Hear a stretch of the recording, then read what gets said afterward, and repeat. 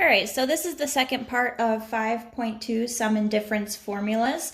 Last time we talked about the sum and difference formula for cosine, and today we're going to talk about the different formulas for sine and also tangent.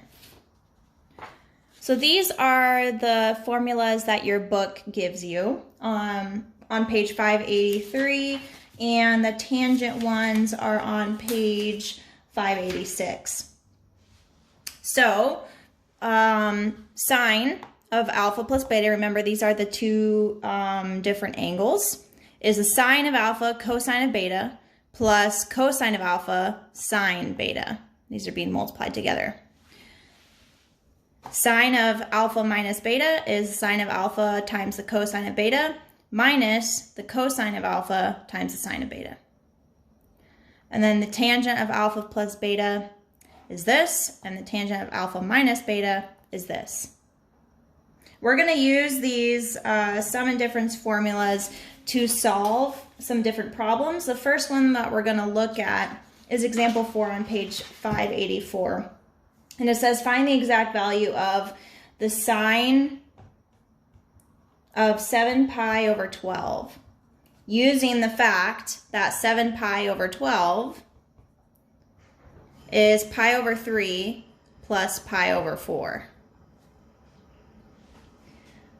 And we want to use the sine of a sum to find the exact value.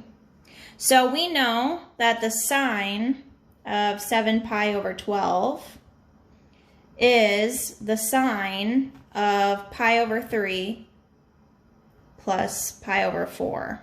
That's what they gave to us from the very beginning. They said use this. All right, so now this is the sine of two angles that are being added together. Well, we can use our formula that says when two angles are being, the sine of two angles being added together is the sine of one angle times the cosine of the other plus the cosine of that first angle times the sine of the other. So we're going to use this formula. So we can write this as the sine of pi over 3 cosine of pi over 4 plus the cosine of pi over 3 times the sine of pi over 4. All right, well, what is the sine of pi over 3? Remember, pi over 3 is a 60-degree angle, so across from the 60 is going to be a root 3 over 2. What is the cosine of pi over 4? That is root 2 over 2, or 1 over root 2, and then if you rationalize the denominator, you end up getting root 2 over 2. Plus the cosine of pi over 3. Cosine of pi over 3 is 1/2. And then times the sine of pi over 4, which is root 2 over 2. And if you didn't remember these values, you can always use your calculator and plug in sine of pi over 3, making sure that your calculator is in radian mode, and it should tell you these answers here. All right, now we just multiply and add like normal. So this is root 6 over 2 plus root 2 over 2, and that's pretty much the answer, root 6 plus root 2 over 2. Oops, that's supposed to be over 4. Sorry, this is supposed to be over 4 because we're multiplying the denominators, right? And that's your answer.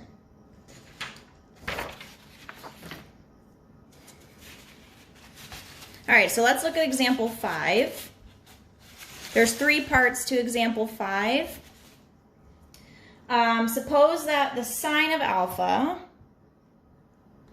is equal to 12/13 for a quadrant 2 angle, which means that our angle is over here, right? So it looks like this. Alpha, and sine of beta is 3/5 for a quadrant 1 angle. You know, I'm going to use a different color so you can see the difference here. So sine of beta is 3/5. for a quadrant 1 angle, so that means it's over here. Find the exact value of each of the following. They give us cosine of alpha, cosine of beta. I'm going to put B over here.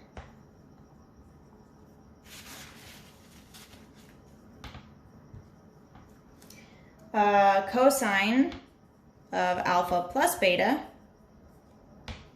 and sine of alpha plus beta. Okay, so these are the 4 things that they want us to find using these. So let's start with sine of alpha is 12/3. Well, that means that, so this is the angle here.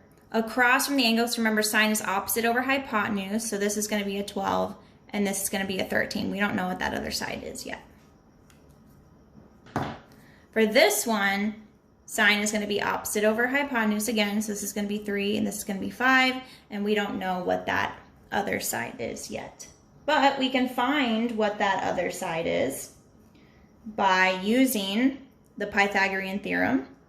So let's start with the blue. So Pythagorean theorem says a squared plus b squared equals c squared. I'm going to put this as a. So this is going to be a squared plus 12 squared equals 13 squared. Well, 12 squared is 144. 13 squared is 169. I get a squared equals 25 if I subtract those. And so a is going to be 5. So that means this triangle here will be 5, or that side of the triangle will be 5. Actually, it shouldn't be 5, it should be -5, right? Because we are on the negative axis, negative x-axis on this side over here. Over here, we're going to be solving for the positive x-axis. So we're going to do the same thing. A squared plus 3 squared equals 5 squared. 3 squared is 9, 5 squared is 25. If you subtract that, you end up getting 16. So A is going to be 4. All right, now that we have all of those different sides, we can solve for these different things they want us to solve for. Okay, so the cosine of alpha, well, alpha is what's in blue, so that's the alpha angle. So if we want to find the cosine of this angle, the cosine is adjacent over hypotenuse, or -5 over 13. So this is just -5 over 13. All right. B, cosine of beta. Beta is in pink, so that's that angle. Cosine, again, is adjacent over hypotenuse. So adjacent is 4 over 5.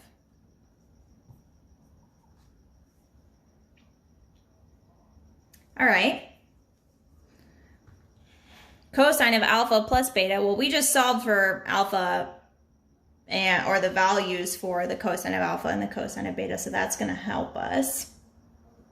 All right, so we can write this out, this formula, according to our sum and difference formulas. Cosine of alpha plus beta is the cosine of alpha times the cosine of beta, minus the sine of alpha times the sine of beta.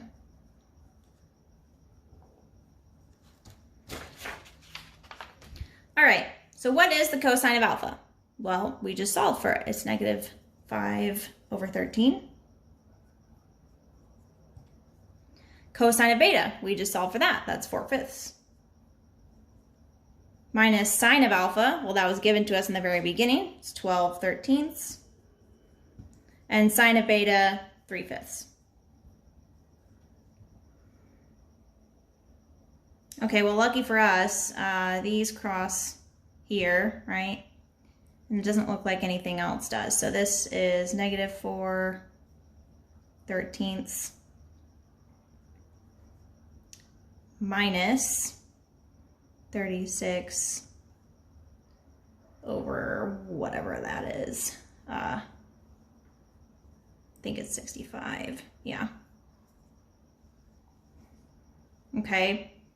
If I change this to get a common denominator, I'm going to multiply this by 5 over 5. So I get negative 20 minus 36 over 65. And that gives me negative 56 over 65. And that's my answer for that one.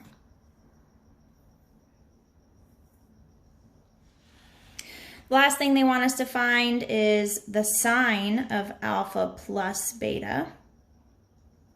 I'm going to use a different color so you can distinguish from the left-hand side here. I might have to erase part of that. I'm just going to erase it. Okay, so the sine of alpha plus beta. Well, our formula for sine of alpha plus beta is sine of alpha cosine of beta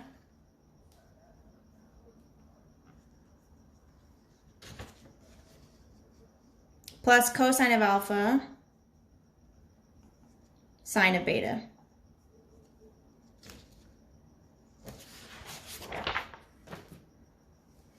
All right, so what is the sine of alpha? It's 12 over 13 times the cosine of beta, which we solved for, is 4/5,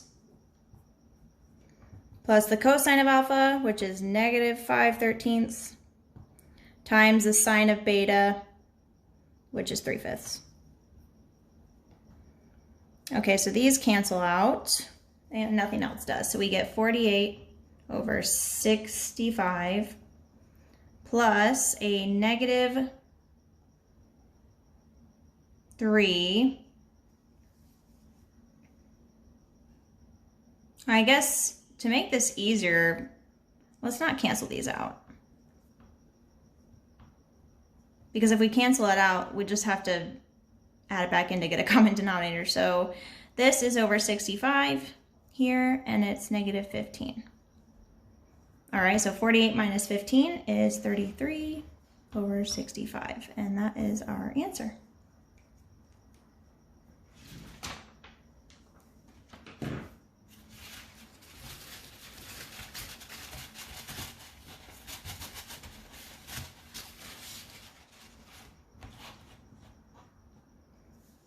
All right, so let's look at example 6. And it is verifying observations on a graphing utility. We're going to actually go ahead and skip that. I would advise you to test it out on your own calculator. Look at example 6. Try to see if you can make it work. But let's look at sum and difference formulas for tangents. So these are the tangent formulas here. These two in red. We're going to use these to verify an identity. So we're going to do example 7 that says verify the identity tangent of x minus pi over 4 is equal to the tangent of x minus 1 over the tangent of x plus 1. So they want us to verify that this side is equal to this side. And we're going to use this. That says that the difference of two angles here is equal to this. So we're going to write this out as tangent of x minus the tangent of pi over 4 all over 1 plus tangent of x times the tangent of pi over 4.